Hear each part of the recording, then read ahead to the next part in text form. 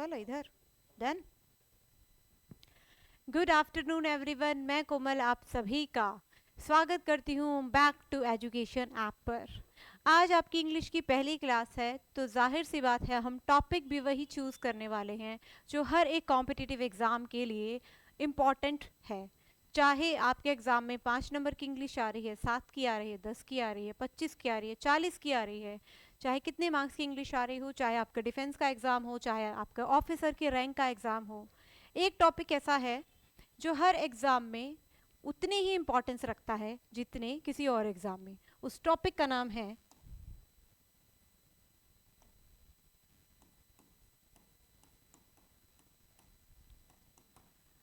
Determiners. When I talk about determiners, सबसे पहले मैं आपको बता दूं जो ये टॉपिक है, ये टॉपिक एडजेक्टिव का हिस्सा है।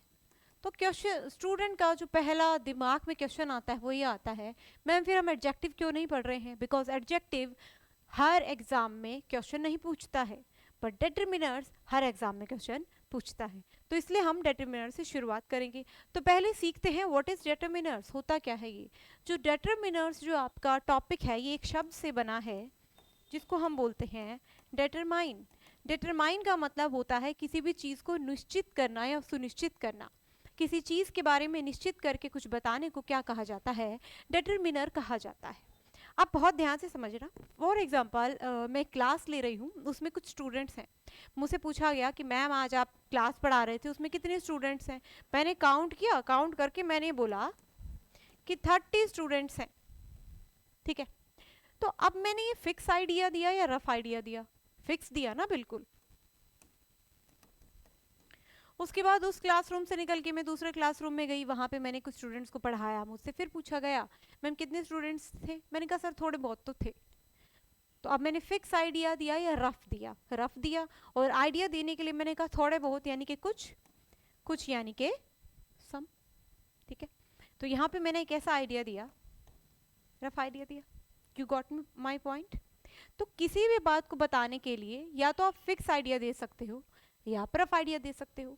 तो फिक्स आइडिया या रफ आइडिया देने के लिए आप जो भी इंग्लिश का शब्द यूज करते हो, जो भी any word of English language you use to give fixed idea or rough idea about something is known as determiner। तो ये दोनों वर्ड क्या कहलाते हैं? हमारे डिटरमिनर कहलाते हैं। अगर मैं आप क्लियर हूं तो हम आगे पढ़ना शुरू करेंगे। और अब आप मेरे साथ साथ लिखना स्टार्ट कीजिए।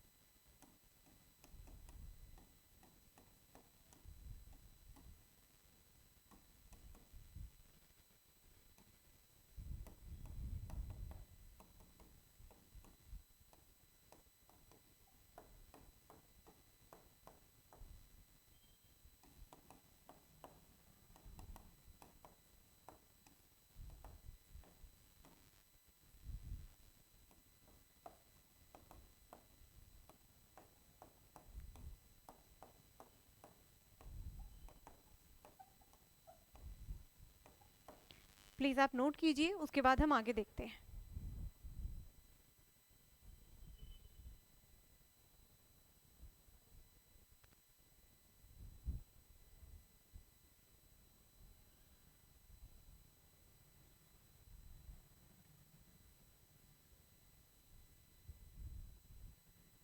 फटाफट से नोट करेंगे।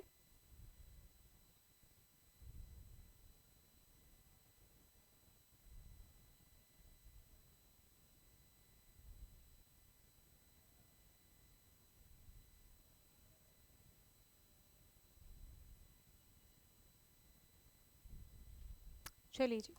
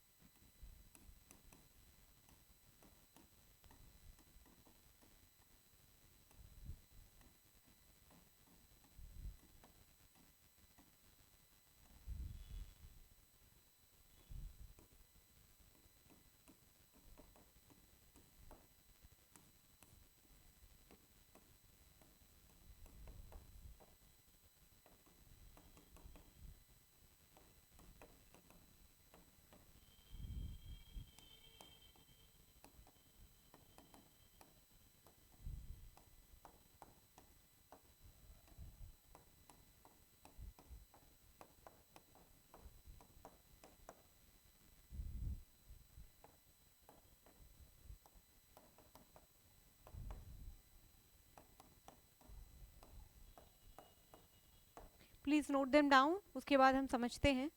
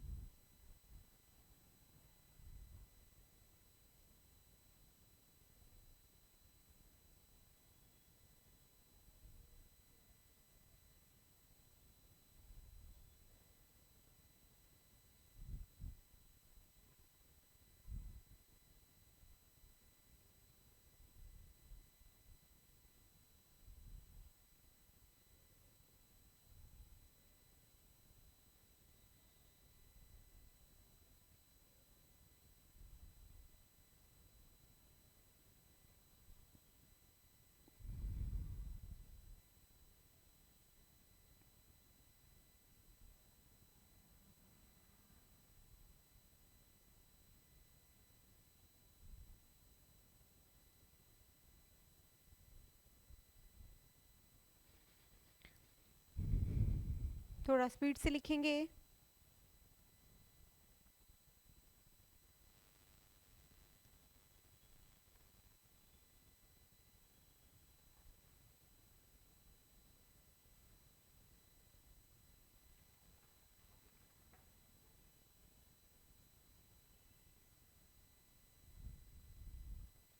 चलिए जी, लेट्स लर्न. पहले सीखते हैं मच की हिंदी क्या होती है. मच के दो हिंदी मीनिंग होते हैं, आपको एक ज़रूर पता होगा थोड़ा सा. दूसरा मच का हिंदी मीनिंग होता है ज़्यादा नहीं. मैं आपको बता दूं, जितना ज़्यादा आप इंग्लिश के वर्ड्स का मीनिंग नोट करेंगे उतनी जल्दी ही आपको इंग्लिश आएगी. बिकॉज इंग्लिश कोई सब्जेक्ट नहीं है, इंग्लिश इज़ अ लैंग्वेज. और लैंग्वेज आपको तभी आ सकती है जब आप उसको अपनी रीजनल लैंग्वेज से रिलेट करके सीखो. रीजनल लैंग्वेज आपकी जो भी है, जैसे हमारे एरिया में हिंदी है, तो हम आपको हर एक वर्ड का हिंदी मीनिंग पता होना चाहिए, तभी आप उसको फिट कर सकते हो सेंटेंस में. ये कोई जुगाड़ नहीं है, ये प्रॉपर स्ट्रैटेजी है. मच का एक हिंदी मीनिंग है थोड़ा सा, दूसरा है ज्यादा नहीं. अगर आपको पता है तो बहुत अच्छी बात, नहीं तो लिख लीजिए. मैनी का मतलब होता है कई सारे. अब देखो, दुनिया में जितनी भी चीजें हैं ना, जितनी भी, अगर उनको मुझे केवल दो कैटेगरी में डिवाइड करना है, तो वो दो कैटेगरीज होती हैं काउंटेबल एंड अनकाउंटेबल. काउंटेबल वो सारी चीज़ें होती हैं जिनको काउंट किया जा सकता है. फॉर एग्जांपल मैं कहती हूँ, ये जो बोर्ड है इसमें मैंने कितने वर्ड्स लिखे हुए हैं, काउंट करके बताओ. तो वर्ड्स को गिन सकते हैं. तो वर्ड्स क्या हो गया, अनकाउंटेबल. फिर मैंने कहा कि बाहर बारिश हो रही है, जाओ गिन के बताओ कितनी बारिश हो रही है. क्या आप कह सकते हो एक बारिश हो रही है, दो हो रही है, तीन हो रही है? नहीं गिन सकते ना. तो बारिश, रेन या वाटर, ये कैसा वर्ड हो गया, अनकाउंटेबल. तो अगर काउंटेबल है, जस्ट अ सेकेंड, अगर काउंटेबल है तब तो आप किसका यूज करेंगे, मेनी का. अगर अनकाउंटेबल है तो आप किसका यूज करेंगे, मच का. एज सिंपल एज दैट, कुछ नहीं है इसमें. मैंने एग्जाम्पल इंटेंशनली सिंपल रखे हैं ताकि आपको टॉपिक क्लियर हो. इसके बाद जब हम इसकी प्रैक्टिस करेंगे तो डिटरमिनर्स पे बेस्ड में सारे प्रीवियस ईयर क्वेश्चन लेकर आऊंगी, जिसकी मदद से आपको पूरा क्लियर हो जाए कि इसमें पेपर में क्वेश्चन कैसे आता है. शुरू करते हैं. She doesn't have blank courage to outside, उसके पास बाहर जाने के लिए ब्लैंक हिम्मत नहीं है. ब्लैंक के बाद क्या लिखा है, करेज, हिम्मत या साहस. नाउ टेल मी, हिम्मत या साहस को गिन सकते हैं? नहीं, नहीं गिन सकते. तो क्या आ जाएगा, much. I think it's clear. Next, field में ब्लैंक पेड़ हैं, पेड़ों को गिन सकते हैं या नहीं, गिन सकते हैं. तो क्या आएगा, मैनी. तुम्हारे द्वारा ब्लैंक लाइंस कही जा चुकी हैं, लाइंस को गिन सकते हैं या नहीं. मैं बोलूं बोर्ड पे कितनी लाइन है, 1 2 3 4 5, गिन ली ना, गिन सकते हैं. तो क्या आएगा, मैनी. आई होप ये सही है. Let's move on to the next. ये क्वेश्चन पहले आप करेंगे, फिर हम देखते हैं.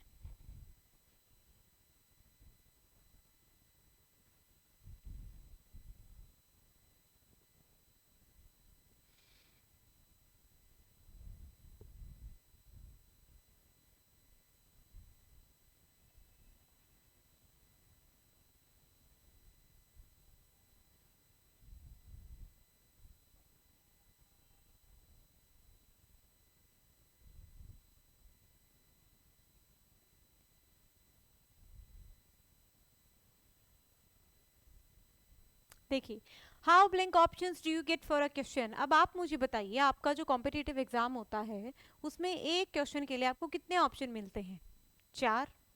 तो गिने हैं ना आपने, दैट मीन्स ऑप्शंस को गिना जा सकता है.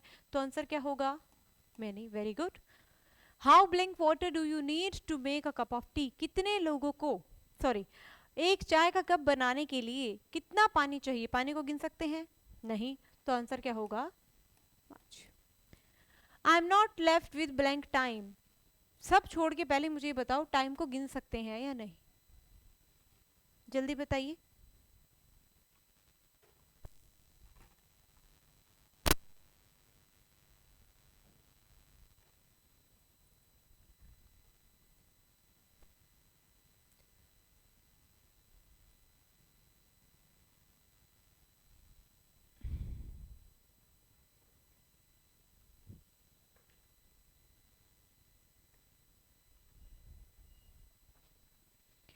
आंसर मेरे पास मिक्स आ रहे हैं। कुछ कह रहे हैं टाइम को गिना जा सकता है, कुछ कह रहे हैं टाइम को गिना नहीं जा सकता। देखो जो गिन रहे हैं गिन के बताना, 1 टाइम, 2 टाइम, 3 टाइम। आप लोग कह रहे हो कि 1 घंटा, 2 घंटा, 2 दिन, 15 मिनट। ध्यान से समझिए, आप टाइम नहीं गिन रहे हैं, आप मिनट, सेकंड, डेज ये गिन रहे हैं। ये सब क्या है? ये टाइम को मापने की इकाई है, यूनिट ऑफ मेजरमेंट। तो टाइम को तो नहीं गिन सकते ना, 1 टाइम, 2 टाइम, 3 टाइम। तो क्या आएगा? I am not left with much time. Hindi होगी मेरे पास ज़्यादा समय नहीं बचा है। नेक्स्ट, आई थिंक, मुझे लगता है, मुझे थोड़े और पेशेंस की ज़रूरत है इस प्रॉब्लम से डील करने के लिए। बात किसकी हो रही है? पेशेंस की, धैर्य की।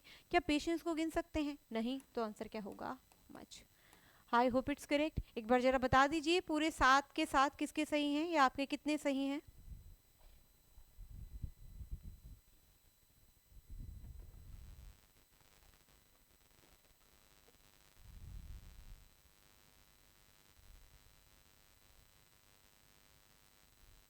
Sachin Kumar, welcome to the class, good afternoon. मुझे फटाफट से ये बताइए कि किसका कितना स्कोर आया है 7 में से, जल्दी बताएंगे।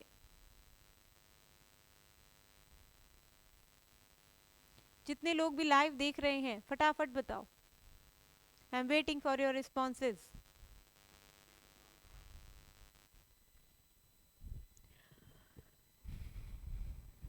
चलिए जी, नेक्स्ट देखते हैं। नोट करेंगे उसके बाद समझते हैं।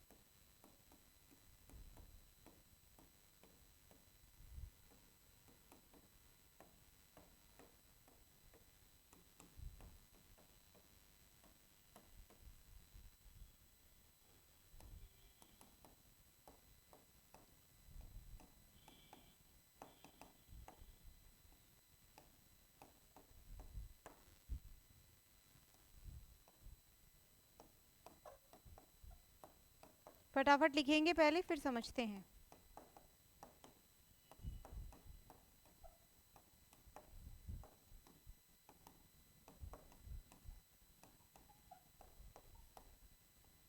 लिखिए जल्दी से, फिर देखते हैं आगे।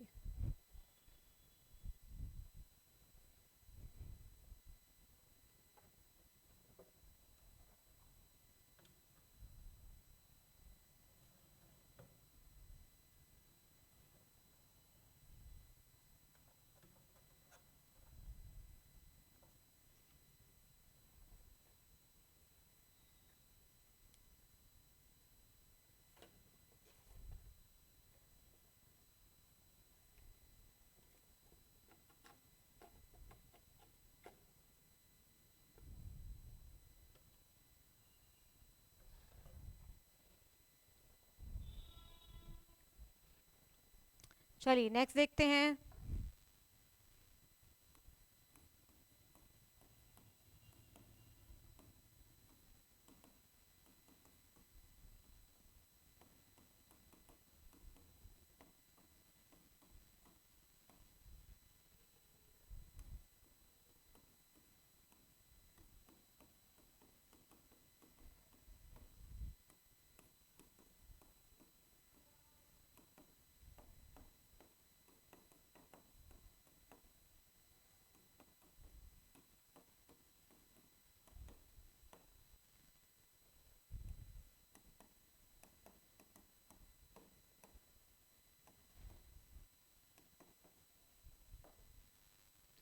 नोट कीजिए।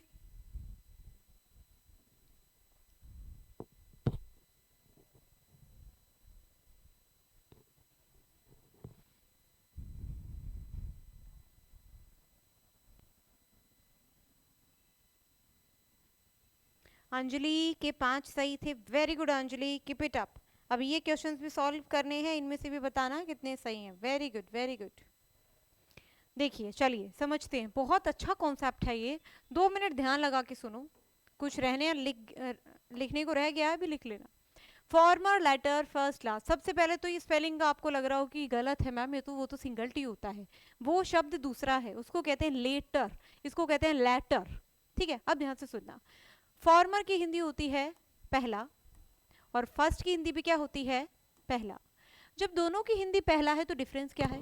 डिफरेंस देखो ऐसे समझेंगे, मान लेते हैं मेरे पास ये 2 मार्कर हैं, ठीक है, अगर ये पहला है तो इसको क्या बोलूंगी, दूसरा, पहला दूसरा, ऐसे ही बोलूंगी। अब ध्यान से देखो, फॉर्मर और लेटर के आगे लिखा है यूज्ड ओनली फॉर टू, केवल कितने के लिए यूज होगा, 2 के लिए। अब कॉमन सेंस लगाओ, 2 में से अगर एक की हिंदी पहला है तो बचे हुई की क्या होगी, दूसरा। एक चीज और बता दूं, जो सिंगल टी वाला शब्द होता है ना लेटर, वो अलग शब्द है, वो आगे पढ़ेंगे अभी। आप लोगों को गलत नहीं पता, पता सही है, लेकिन दोनों में डिफरेंस है। अब ये भी पहला ये भी पहला, इसका मतलब है दूसरा। लास्ट क्या होता है, आखिरी। अब फॉर्मर और लेटर की जब हिंदी में पहला दूसरा, तो कितने के लिए यूज हुए, 2 के लिए। अब फर्स्ट और लास्ट तो मैं ऐसे बोलूंगी ना, पहला दूसरा तीसरा चौथा, पांचवा भी बोल सकती हूँ और इसको आखिरी भी बोल सकती हूँ। ठीक है, तो फर्स्ट और लास्ट आप कब यूज करेंगे, जब 2 से ज्यादा की बात हो, और फॉर्मर और लेटर आप यूज करेंगे जब केवल 2 की बात हो। तो सेंटेंस में हमें यही देखना है। पहला सेंटेंस देखो, जनवरी साल का ये और दिसंबर साल का ये मंथ होता है। एक साल में कितने मंथ, 12, उसमें से जनवरी कौन सा मंथ होता है, फर्स्ट, दिसंबर कौन सा होता है, last. Of the two poets, दोनों कवियों में से, आई प्रेफर, ये वर्ड बड़ा इंपॉर्टेंट है, ये बहुत आता है पेपर में। दोनों पॉइंट्स में से मैं चूज करता हूं, प्रायोरिटी देता हूं, प्राथमिकता देता हूं, किसको, पहले वाले को। अब फर्स्ट या फॉर्मर, बिल्कुल सही, फॉर्मर। कैसे पता चला फॉर्मर, क्योंकि कितने हैं, 2, 2 हैं तो इसका यूज फॉर्मर। नेक्स्ट, वह अपने स्कूल रेस कंपटीशन में पहले स्थान पर रही, बोलो फर्स्ट या फॉर्मर। रेस 2 बच्चों के बीच में तो होगी नहीं, तो क्या आएगा, फर्स्ट। स्टेशन पर सभी में से पहुंचने वाला वो लेटर या लास्ट था, बोलिए। Very good, last. कैसे पता चला लास्ट, देखो क्या लिखा है, सब लोग पहुंचे थे स्टेशन में, सब मतलब 2 से ज्यादा, 2 से ज्यादा, तो क्या आंसर होगा, लास्ट। बताइए 4 में से कितने सही आए, अंजलि सचिन जल्दी से रिस्पॉन्ड करेंगे। कुछ नोट करना रह गया है तो कर लीजिए, फिर आगे देखते हैं। इस चैप्टर को लाइटली लेने की गलती मत करना गाइस, मैं फिर कह रही हूँ, एग्जाम्पल मैं इंटेंशनली जानबूझ के सिंपल रख रही हूँ। क्लोज टेस्ट में, सेंटेंस इंप्रूवमेंट में, फिल इन द ब्लैंक्स में इतना पूछा जाता है इस क्वेश्चन से, चैप्टर बहुत ज्यादा। चलिए आगे देखते हैं। नंबर 3 लिखिए।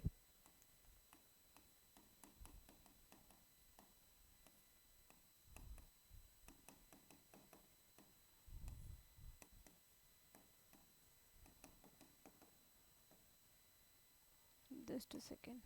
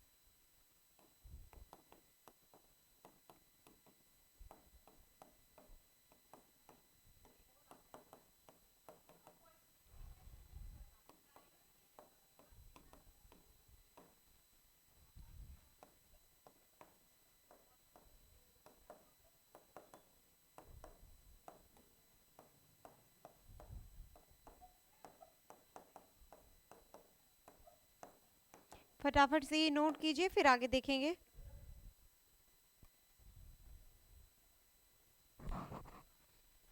जल्दी नोट करेंगे। अंजलि के पूरे 5 के 5 सही है, वेल डन, बहुत बढ़िया अंजलि। अब इसमें भी फुल स्कोर करना है आप लोगों को, अब जो क्वेश्चंस करेंगे, बहुत बढ़िया, वेरी गुड।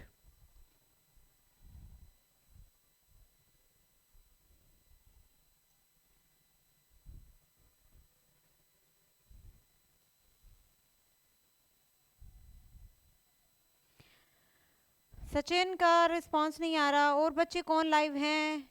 एक बार जरा हाय हेलो तो बोल दो मुझे।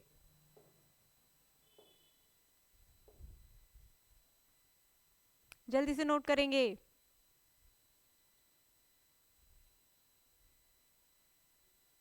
चलिए आगे देखते हैं।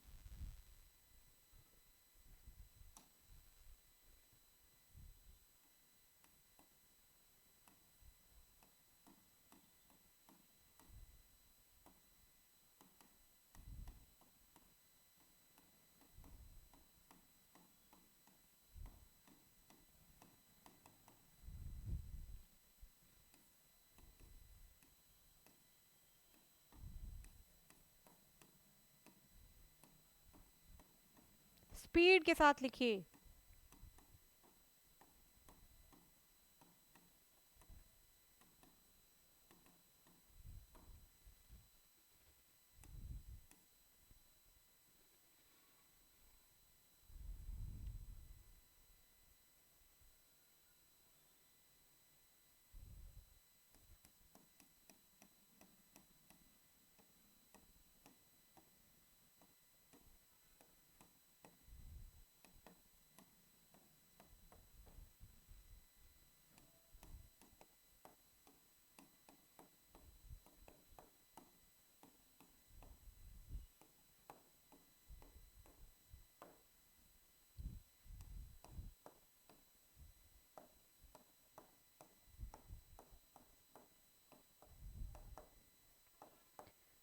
Please note it down.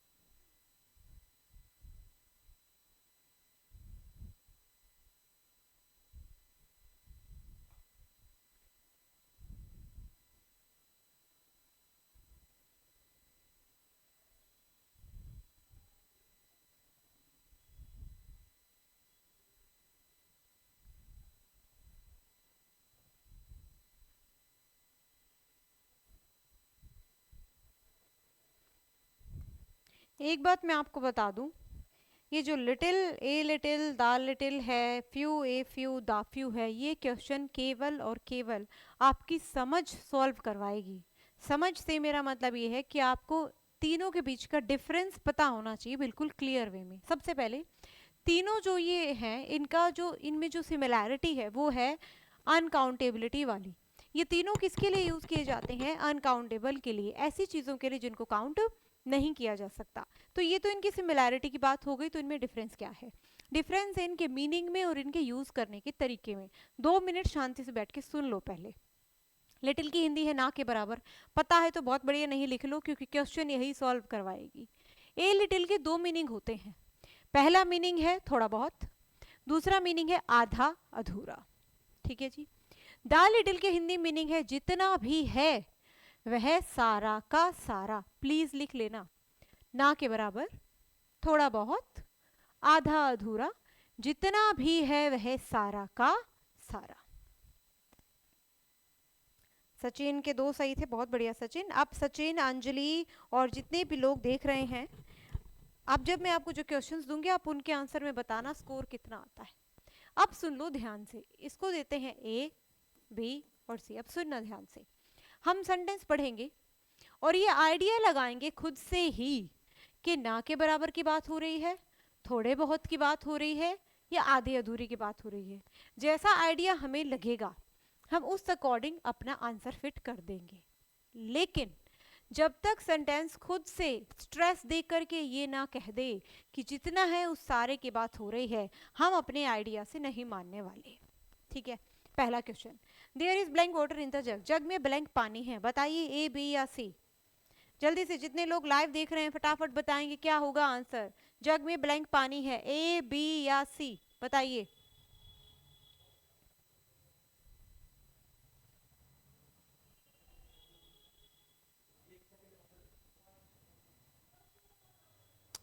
ठीक है जी, फाइन। अब देखो कई लोग कह रहे हैं little, a little, the little. अब बहुत ध्यान से सुनना। फॉर एग्जाम्पल, दो स्टूडेंट्स हैं, दोनों के पास एक एक पानी का जग है। एक स्टूडेंट के पास जो पानी का जग है उसमें 1 चम्मच पानी है। अब एक जग में 1 चम्मच पानी कितना हुआ, ना के बराबर। तो अगर एग्जामिनर ने उस स्टूडेंट के जग को देखते हुए क्वेश्चन बनाया है तो वो तुमसे आंसर क्या चाह रहा है, लिटिल, है या नहीं। अब जो दूसरा स्टूडेंट है उसके पास जो पानी का जग है वो आधा भरा हुआ है। आधा भरा हुआ है मतलब थोड़ा बहुत पानी है। एक सेकेंड का सर, थोड़ा सा धीरे। दूसरा जो स्टूडेंट है उसके जग में जो पानी है वो आधा भरा हुआ है मतलब थोड़ा बहुत है। अगर एग्जामिनर ने उसका जग देख के क्वेश्चन बनाया है तो वो तुमसे आंसर क्या चाहेगा, ए लिटिल। क्या ये सेंटेंस ऐसे कह रहा है इस शहर में, मोहल्ले में, दुनिया में, घर में जितना पानी है सारा इस जग में है, क्या कह रहा है? नहीं। जब तक सारा का सारा खुद सेंटेंस ना बोल दे तो हम तो मान नहीं सकते। तो आंसर द लिटिल तो हो ही नहीं सकता। अब फंस गए कि क्या करें। आपके एग्जाम में चाहे सब्जेक्ट कोई भी हो, आपका आंसर ऑप्शन पे डिपेंड करता है, ना कि आपकी नॉलेज पे। क्यों कह रही हूँ मैं ऐसा, मान लो आपको इस फर्स्ट क्वेश्चन के लिए एग्जामिनर ने ऑप्शन दे रखे हैं लिटिल और द लिटिल, तो क्या चूज करोगे, लिटिल। मान लो ऑप्शन दे रखे हैं ए लिटिल और द लिटिल, तो क्या चूज करोगे, ए लिटिल। दिक्कत तब हो जाएगी जब वो ए लिटिल, द लिटिल और लिटिल ये तीनों दे दे ऑप्शन में, अब क्या करें। ऐसे केस में ग्रामर कहती है मेरे पास उपाय है। अगर ये दोनों हो ऑप्शन में तो हम सेंटेंस को पॉजिटिव डायरेक्शन में लेके जाएंगे। अब सेंटेंस पॉजिटिव में कब जाएगा, जब जग में पानी होगा या नहीं होगा। होगा कब, जब ए लिटिल लिखेंगे। तो ऑप्शन के अकॉर्डिंग ये दोनों आंसर हो सकते हैं, लेकिन अगर दोनों ऑप्शन में हो तो किसको प्रेफरेंस देंगे, ए लिटिल को। क्यों, क्योंकि ये सेंटेंस को पॉजिटिव डायरेक्शन में लेकर जा रहा है। नेक्स्ट देखते हैं, मुझे प्यास लगी है, मुझे पीने के लिए ब्लैंक पानी चाहिए। आप घर गए कोचिंग से, आपने कहा कि मम्मी प्यास लगी है पानी देना, क्या वो ड्रॉपर में 2 बूंद लेकर आएंगी, तो लिटिल ना के बराबर तो नहीं होगा। या वो घर के वाटर टैंक में ही आपको पुश कर देंगी, लो बेटा जितना पानी है सारा पी लो, तो द लिटिल भी नहीं आएगा, थोड़ा बहुत। तो आंसर क्या होगा, a little. I hope it's correct. Next देखते हैं, as you are a foolish person, क्योंकि तुम एक मूर्ख व्यक्ति हो तो हमें तुमसे ब्लैंक सलाह चाहिए। अब एक मूर्ख व्यक्ति से कितनी सलाह लोगे बताओ, थोड़ी बहुत भी लोगे, नहीं लोगे ना, ना के बराबर लोगे। तो आंसर क्या होगा, लिटिल। नेक्स्ट, ब्लैंक ज्ञान खतरनाक होता है, कैसा ज्ञान खतरनाक होगा, आधा अधूरा, ए लिटिल। नेक्स्ट, एक गरीब आदमी के पास ब्लैंक मनी होता है बचाने के लिए, एक गरीब आदमी कितना पैसा बचा पाएगा, थोड़ा बहुत, ए लिटिल होगा आंसर, नहीं। और ये एग्जाम का क्वेश्चन है, मैं आपको बता दूं। हम सब मिडिल क्लास फैमिली से बिलोंग करते हैं, हमारे पेरेंट्स मंथ में जितना कमाते हैं उसमें से कितना बचा लेते होंगे, थोड़ा बहुत। तो क्या हम गरीब हैं? गरीब कौन है, जिस पर्सन ने दिन में जितना कमाया उसका उतना उसकी रोजी रोटी में चला गया, जीवन गुजर बसर करने में चला गया, उसके पास कुछ बचा ही नहीं, तभी तो वो गरीब है। तो उस पुअर आदमी के पास कितना पैसा होता है बचाने के लिए, ना के बराबर। समझ गए? यहाँ 5 तक कोई दिक्कत है तो बताओ फटाफट। चलिए आगे देखते हैं। अब आपने एक कॉन्सेप्ट पढ़ रखा होगा, हैज, स्कूल में कॉलेज में कहीं ना कहीं पक्का पढ़ा होगा कि हैज हैव के हैड के साथ क्या लगता है, वर्ब की थर्ड फॉर्म, यूनिवर्सल कॉन्सेप्ट।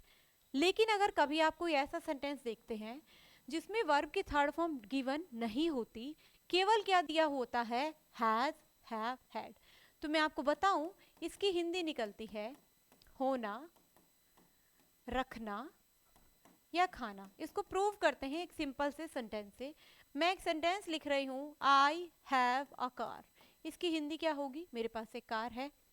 अकेला हैव आया है सेंटेंस में, मेरे पास एक कार है, तो अकेले हैव की हिंदी इन तीनों में से कुछ निकलेगी? मेरे पास एक कार है, होना। समझ में आया? अब सुनना ध्यान से। ही स्पेंट, उसने खर्च कर दिया, ब्लैंक मनी, वो मनी ही हैड, जो उसके पास था। तो ये हैड बता रहा है ना जो था। और मैंने क्या कहा था, जब तक सेंटेंस जोड़ देकर ना कह देना जितना है वो सारा का सारा, हम द लिटिल नहीं लगा सकते। यहाँ ये कह रहा है तो लगा देंगे। अभी नोट मत करना, रुको। ब्लैंक खाना हमारे पास है, मतलब जो अभी है। इज स्टेल, स्टेल की हिंदी होती है बासी, जिसको नहीं पता लिखना। ब्लैंक खाना हमारे पास है, वो बासी है, तो जो है उस पूरे की बात कर रहे हैं ना, तो जितना भी है वो सारा का सारा, तो आंसर क्या होगा? The little. अब यहाँ पे पता समस्या क्या है? समस्या ये है कि स्टूडेंट रट लेता है कि अगर हैज हैव हैड दिख जाए ना तो द लिटिल लगा देना। नहीं, हैज हैव हैड तो यहाँ भी है। ये तो मैंने आपको मीनिंग निकालने के लिए बताया है कि हैज हैव हैड अगर अकेला किसी सेंटेंस में आए तो उसका मतलब होता है होना, रखना या खाना। इसका ये मतलब नहीं है कि जितना भी है वो सारा। वो तो सेंटेंस में डिसाइड करेगा कि ये मीनिंग देना है या नहीं। ठीक है जी, बताइए यहाँ तक क्लियर हुआ या नहीं? पहले सब बताएंगे, जितने लोग लाइव देख रहे हैं फटाफट से बताइए, फिर हमें दूसरे कॉन्सेप्ट पे जाना है। यहाँ तक कोई डाउट है या नेक्स्ट कॉन्सेप्ट पे चलें? क्विक गाइज, जल्दी बताएंगे।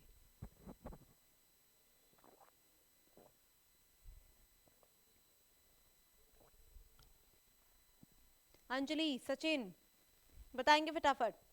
Any doubt guys? ये आज के लास्ट कॉन्सेप्ट पे चलें? वेरी नाइस, चलिए नेक्स्ट देखते हैं। This would be the last concept of today's class. Okay,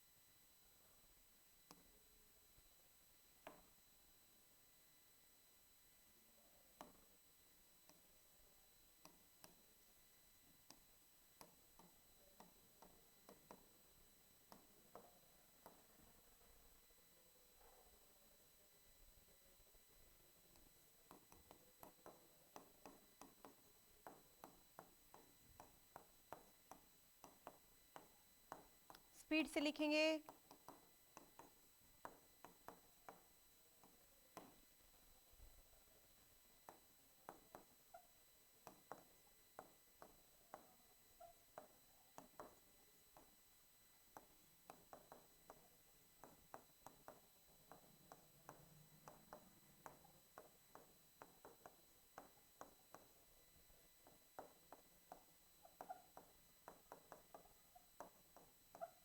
फटाफट लिखिए, फिर आगे देखते हैं।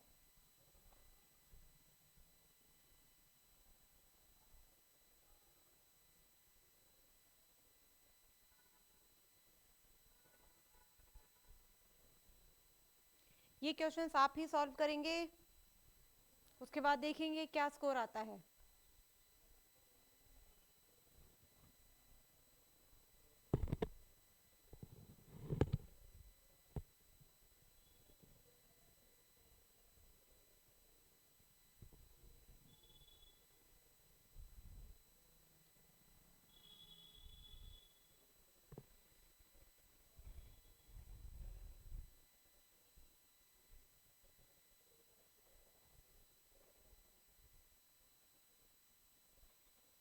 चलिए लेट्स मूव।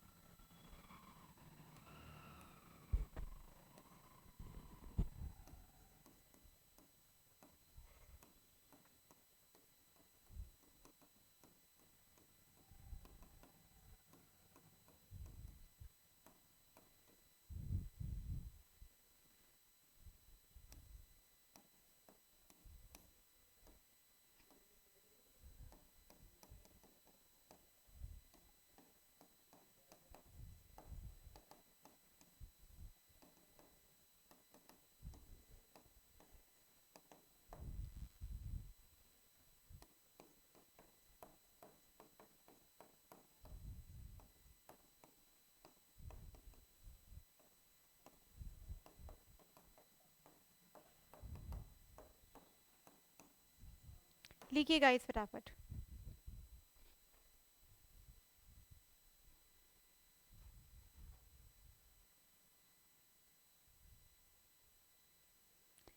फर्स्ट बताना है अंजलि किसका, little a little the little का या फ्यू का, कौन सा फर्स्ट बताना है बताइए।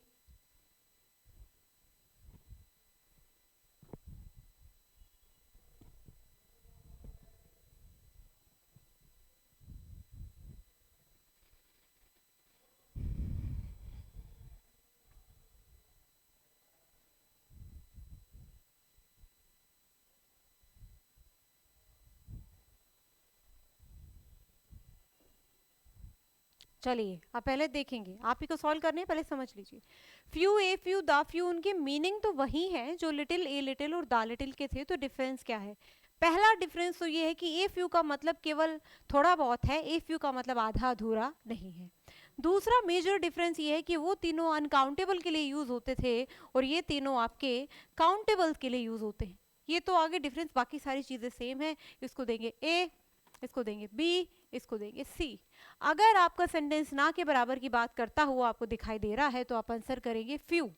अगर थोड़े बहुत की बात करता दिखाई दे रहा है तो आप आंसर करेंगे ए फ्यू। लेकिन सेंटेंस अगर फोर्सफुली ये मेंशन कर रहा है कि जितना है उस सारे की बात हो रही है, तभी हम यूज करेंगे the few. Up to you, please solve all the questions. जो चाहे मुझे कमेंट में सारे आंसर लिख के भी भेज सकता है, फर्स्ट का ये, सेकंड का ये, थर्ड का ये। I am waiting guys.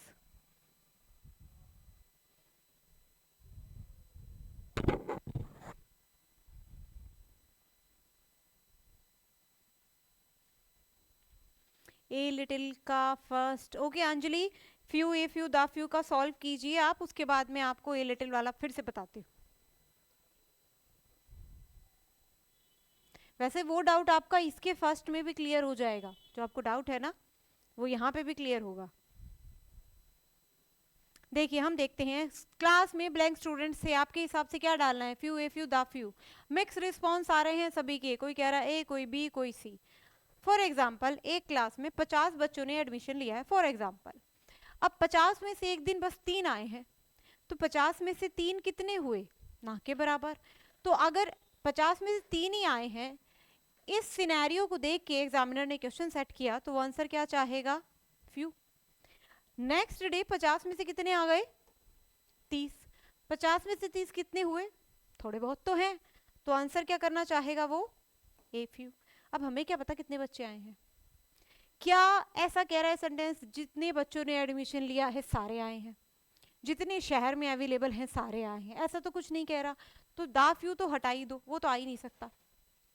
फिर फ्यू भी आ सकता है, फ्यू भी, डिपेंडिंग अपॉन द ऑप्शन। ये ऑप्शन में क्या दे रखा है एग्जामिनर ने, मान लो दोनों दे रखे हैं, तो तब हमने जो सीखा था हमें सेंटेंस को पॉजिटिव डायरेक्शन में लेकर जाना होगा। पॉजिटिव डायरेक्शन का मतलब क्या है, स्टूडेंट क्लास में है या नहीं है, और होंगे कब, जब हम किसका यूज करेंगे, ए फ्यू का। दोनों आ सकते हैं, दोनों हो तो प्रेफरेंस किसको दें, ए फ्यू को। अंजलि अब बताओ क्लियर है या नहीं।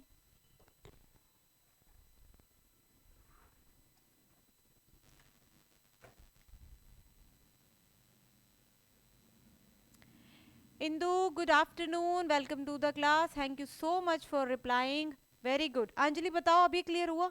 अब नेक्स्ट देखो, अब देखो हॉल लगभग कैसा है, खाली। तो खाली हॉल में कितने स्टूडेंट्स होंगे, ना के बराबर।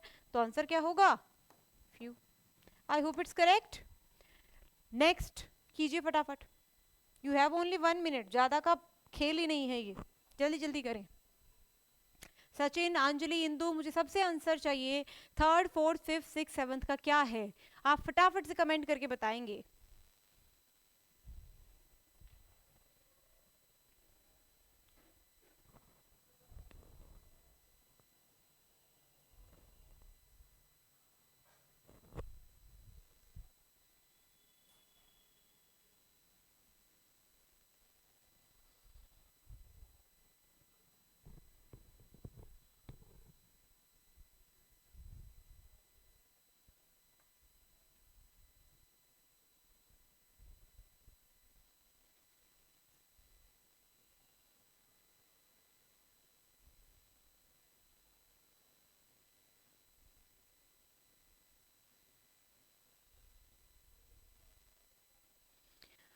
ओके अंजलि, आपको डाउट क्लियर हो गया, वेरी गुड। अब आंसर्स की वेट कर रही हूँ मैं, जल्दी बताइए। Third, fourth, fifth, six, seventh, comment करो फटाफट।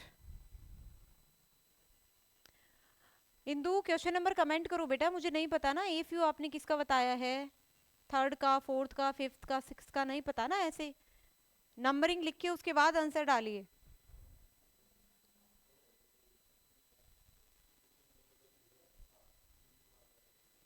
देखो, only blank people can speak correct English, केवल ब्लैंक लोग ही सही इंग्लिश बोल सकते हैं। अब केवल में तो कुछ आए और दाफ्यू में सारे आए, तो दाफ्यू तो आंसर हो नहीं सकता। बचे किसके साथ हम, फ्यू और ए फ्यू के साथ। बात वही आ गई घूम फिर के, 50 बच्चों ने इंग्लिश सीखने का कोर्स किया, फिर हमने लिया टेस्ट। अब 50 में से केवल कितने इंग्लिश बोल पाए, 3। तो 50 में से 3 कितने हुए, ना के बराबर। तो आंसर क्या होना चाहिए, फ्यू। फिर हमने कहा अरे ये तो बहुत दिक्कत वाली बात हो गई, 3 ही बच्चे पास हुए हैं, चलो कल फिर से टेस्ट लेंगे। फिर हमने टेस्ट लिया और इजी बनाया, फिर कितने बच्चे पास हो गए, 30। तो 50 में से 30 कितने हो गए, थोड़े बहुत हो गए। ये देखें तो आंसर क्या आना चाहिए, ए फ्यू। फिर गड़बड़ा गई, क्या करें। अगर ऑप्शन में इन दोनों में से एक है तो कोई भी डाल दो, दोनों है तो क्या करेंगे, आंसर ए फ्यू, क्योंकि इससे सेंटेंस कौन सी डायरेक्शन में जा रहा है, पॉजिटिव में। आंसर क्या होगा, a few. Next, he washed, उसने वॉश कर दिए। ब्लैंक कपड़े उसके पास थे, तो जो थे उसकी बात है पूरे की पूरी, तो आंसर क्या होगा, the few. Am I getting the answers here. Fourth का द फ्यू कह रही हैं इंदू, वेरी गुड इंदू, बहुत बढ़िया। फिफ्थ देखिए, ब्लैंक स्कूल्स जो हमारे शहर में हैं अभी बंद हैं, तो जो है सारी की बात हो रही है, तो आंसर क्या हो जाएगा, the few, very good. Next, blank American के ऑफिसेज इंडिया में है। बहुत कमाल के क्वेश्चन है, क्वेश्चन नंबर 6 एंड 7, जल्दी से बताएंगे, am I getting the answers here or not. अब बहुत सारे लोग क्या सोच रहे होंगे, हैव आ गया ना तो द फ्यू लगा दो, वो ऐसे सोचेंगे। अगर तुमने गलती से द फ्यू लगा दिया तो आंसर ये हुआ कि जितने भी अमेरिकन हैं सबके ऑफिस कहाँ हैं, इंडिया में, तो अमेरिका में कौन है। तो मैंने क्या कहा था, हैव देख के डिसाइड नहीं करना, मीनिंग वो आना चाहिए। ये है कि अमेरिकन के ऑफिस इंडिया में है, कितने अमेरिकन के, थोड़े बहुत की, तो आंसर क्या होगा, a few. Last question, gratitude का मतलब होता है कृतज्ञ होना, थैंक्स बोलना। उसने अपना कृतज्ञता ब्लैंक शब्दों में जाहिर की। अब देखो, जैसे चीफ गेस्ट होता है, उसको बुलाया और कहा कि अब चीफ गेस्ट 2 शब्द कहेंगे, तो क्या वो केवल 2 शब्द थैंक यू कह के चला जाता है, नहीं, तो फ्यू तो आएगा नहीं। और अगर तुम में से जिसने दा फ्यू लिखा है, तो मतलब तुम तो अभी तक बोल ही रहे हो, उसका चीफ गेस्ट तो आज तक बोले ही जा रहा है, क्योंकि दा फ्यू का मतलब क्या है, जितने भी हैं वो सारे के सारे, वो भी नहीं आ सकता, थोड़े बहुत शब्द कहेगा, तो आंसर होगा ए फ्यू। मुझे फटाफट से ये बता दीजिए 7 में से आपके कितने करेक्ट आए, मुझे सबसे रिस्पॉन्स चाहिए।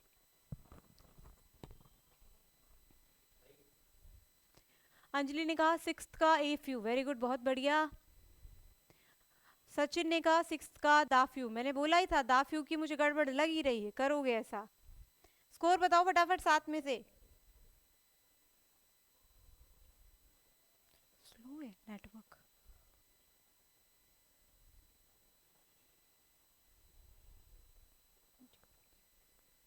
स्क्रॉल डाउन करना सर। 30 सेकंड में सबके आंसर आने चाहिए। 7 में से कितने सही आए, quick, Anjali, Sachin, Indu, all 3 of you.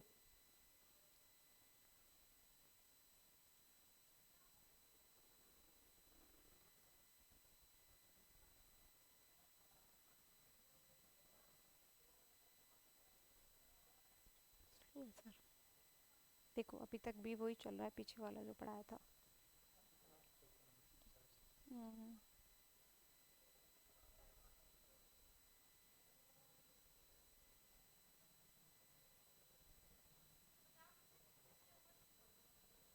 Hindu के आए हैं 7 में से 4 सही, not a bad score but improve. चलिए गाइस, ये आज के क्वेश्चन थे। कल आपका ये चैप्टर 2 ही क्लासेस का होता है, खत्म हो जाएगा, फिर हम इसके प्रीवियस ईयर क्वेश्चन सॉल्व करने वाले हैं। तब तक के लिए thank you so much for watching, bye bye, take care.